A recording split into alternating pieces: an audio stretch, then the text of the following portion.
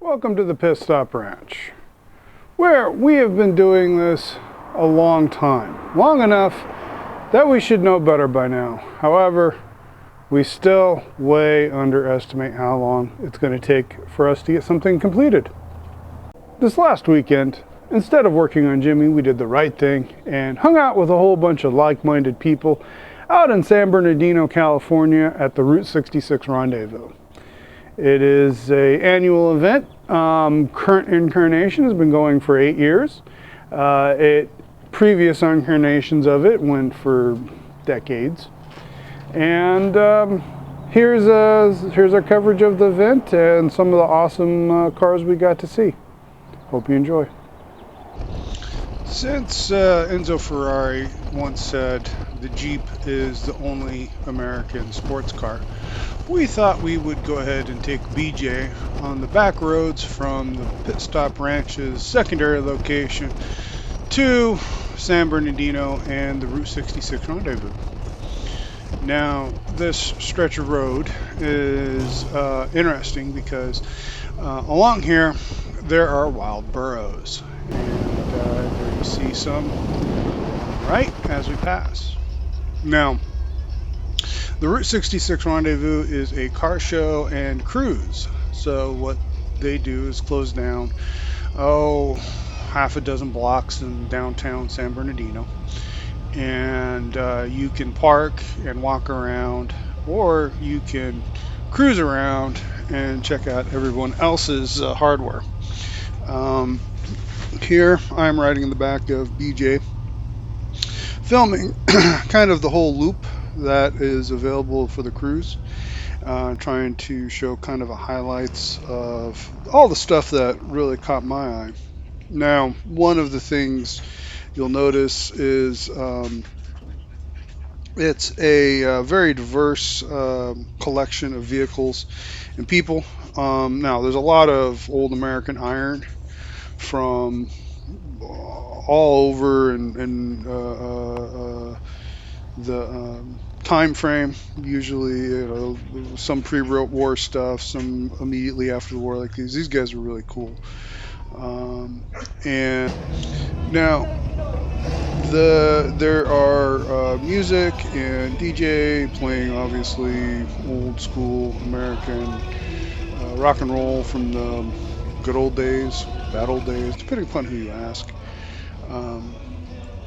And just a bunch of really nice people. You can go up and you walk up on any car and you start looking it over, and someone will run out and they'll lift the hood and just talk about their baby and how much they love it.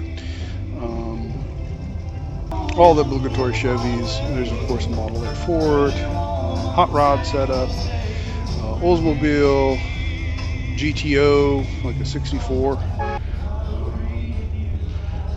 Now, I apologize about the shaky cam. I've got a steady cam mount coming, so hopefully that'll help. Big fire truck. There's a lot of new iron that I didn't really film a lot of because it's not as interesting to me. I kind of focused on the stuff that was really my interest and taste, or just unusual enough. Now, this gentleman here has been coming for a long time. I remember him more than a decade ago, blipping around. He's done even more work on that thing.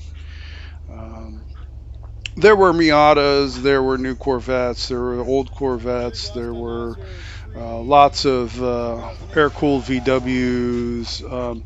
There doesn't seem to be any limitation as long as it's something you want to pay the entrance fee and show up in.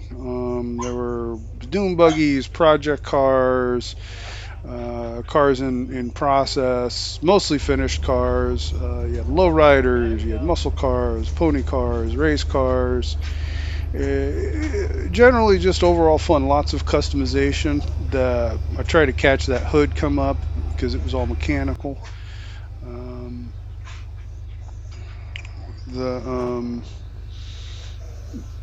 Lots of car clubs come out and make an event of it, set up the barbecue. There's I mean, a lot of the obligatory Chevys, but everyone's so proud of their stuff, and they should be. There's a lot of really pretty cars, well done cars, a lot of G bodies and new stuff and old stuff, and I'm repeating myself.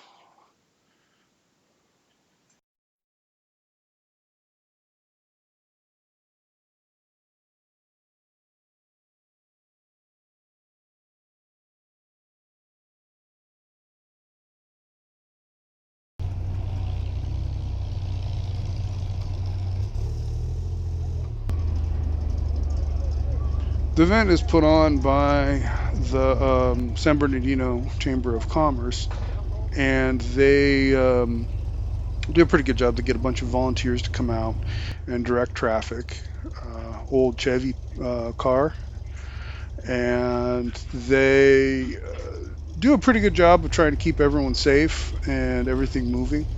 Now, years and years ago, the city of San Bernardino put it on, and I would go out and just walk around, walk in, walk around. Didn't have anything I was felt worthy of showing, and we always had a good time. And there was considerably more people at those events. Now they were projecting over 1,000 cars. I think they did hit that goal. We were registrant 1008, and we arrived and didn't get our registration until morning of, and we weren't even early. We got there about as it was things were kicking off.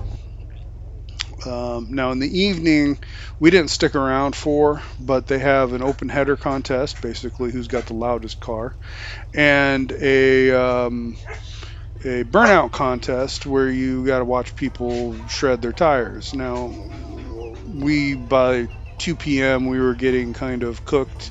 It was 90 odd degrees, and bottled water was $2 a 20-ounce bottle. But that's how um, any event like this is. Uh, but definitely worthwhile. We're most of the way through the course at this point. Um, Hopefully you get a feel for the diversity, and just look how beautiful a lot of these paint jobs are, just how incredible, and some of the unique vehicles going around. People walk down the middle of the road so you can take a look at it, which kind of predicts kind of how um, um, slow we can drive. But that's fine. That's fine. We're very good with this. Now, I posted on Reddit a about the event. Had a picture of some gorgeous lowriders in my post, and someone made the comment that if they'd showed up with their MX-5 Miata, that they would be shot. Now, that is entirely untrue. The fact of the matter is, everyone is so amazing at this event, and there were a couple Miatas present, and a lot of other stuff. Unfortunately, maybe it shows my bias, but I pretty much just photographed the stuff I was generally into, which is typically your domestic coupe sedan and pickup truck from the 40s, 50s, 60s. Yeah, I guess up into the 80s with the G bodies. Um,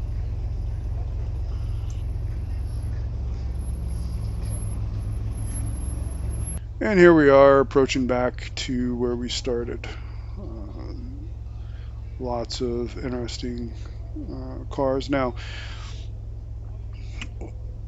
I shot this a little later on in the day, but I also took a lot of still photos of some of the interesting stuff. That is a Buick that I have a grill for that I'm going to use, that I have sitting on the front of spare parts. A Buick Riviera, Pontiac. You can kind of get a feel for what floats my boat. Here's a T bucket with a dude in a gorilla suit. Actually, I think it's a Henry and the Hendersons. Harley all dolled up, pretty, all nice and pretty. This was a really cool truck. Someday Jimmy could theoretically look like this, but won't.